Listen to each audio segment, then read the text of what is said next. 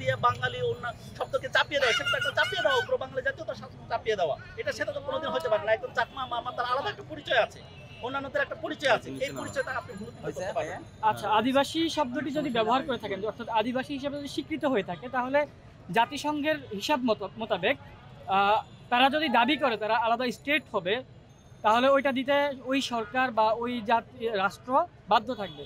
এই বিষয়টা নিয়ে আপনারা কিভাবে দেখছেন? আপনারা কিভাবে দেখছেন জানি না, এই ঘোষণাপত্রটা যেটা আছে যে হচ্ছে আপনারা যদি এই একবিংশ শতাব্দীর দেখেন, যে আধুনিক রাষ্ট্রগুলো যদি দেখেন, আপনি ইউরোপের যদি দেখেন, হ্যাঁ, কাতালোনিয়াকে দেখতে পারবেন, নরওয়েকে দেখতে পারবেন, আয়ারল্যান্ডকে দেখতে পারবেন। একটা জাতি জনগোষ্ঠীকে সম্পৃক্ত করার জন্য কিন্তু তার একটা নির্দিষ্ট স্বায়ত্তশাসিত অঞ্চল দরকার। স্বায়ত্তশাসিত অঞ্চল হলে যে একটা সে বিচ্ছিন্ন হয়ে যাবে, বিতাড়িত হয়ে যাবে, সেটা না।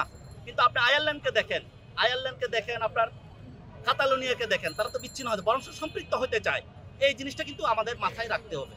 চাকমা, মারমা বা অন্যান্য যে জাতিগোষ্ঠী রয়েছে তার বাহিরেও পাহাড়ে মুসলিম বা হিন্দু রয়েছে, তো যদি আলাদা হয়ে যায়, তারা তো চাচ্ছে না আলাদা হতে, তাহলে এই বিষয়টিকে আপনারা কীভাবে দেখছেন?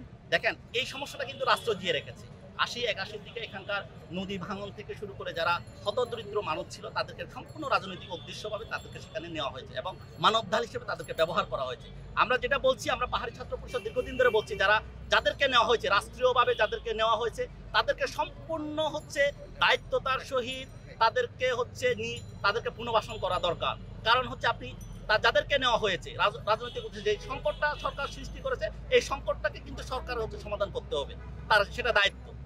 ধন্যবাদ ভাই। আমি আরেকটা প্রশ্ন ছিল যে আপনাদের বিকেলে আমি একজনের সাক্ষাৎকার নিলাম, উনিও বলছে যে মৌলবাদীরা উস্কানি দিচ্ছে এবং আপনাদের যে স্লোগানের ভিতরে দেখলাম যে জামাত শিবিরের একটা বিষয় তুলে ধরার চেষ্টা হয়েছিল বা ওরকম বলছে। এইটার কারণ কি, মানে মৌলবাদীদের বিষয় নিয়ে আপনাদের মানে মতামতটা কি? দেখুন, এখানে তো অভ্যুত্থানের পরবর্তীতে তো নানা ধরনের এখানে মব তৈরি হচ্ছে, নানা জায়গায় মবটা তৈরি হচ্ছে, নানা জায়গায় উস্কানি আছে, অনেক জায়গা থেকে সৃষ্টি হয়েছে। এখানে পাহাড়িদের উপর না, আজকে মাজারগুলোতে হামলা করা হচ্ছে, আপনারা দেখবেন অনেক জায়গা মেলা করতে দেওয়া হয়নি, ঐতিহাসিক মেলাগুলো করতে দেওয়া হয়নি। তাইলে আপনারা নিশ্চয় জানেন এবং বুঝেন এইগুলো কারা করছে। এবং যদি অসাম্প্রদায়িক বাংলাদেশের কথা বলছি, এখানকার অন্যান্য জনগোষ্ঠী থেকে শুরু করে এখানকার নানা যে কালচার সংস্কৃতি আছে, বহুত্ব আছে, এই বহুত্ব জিনিসটাকে ধারণ করা তার জরুরি, এটা মনে করছি।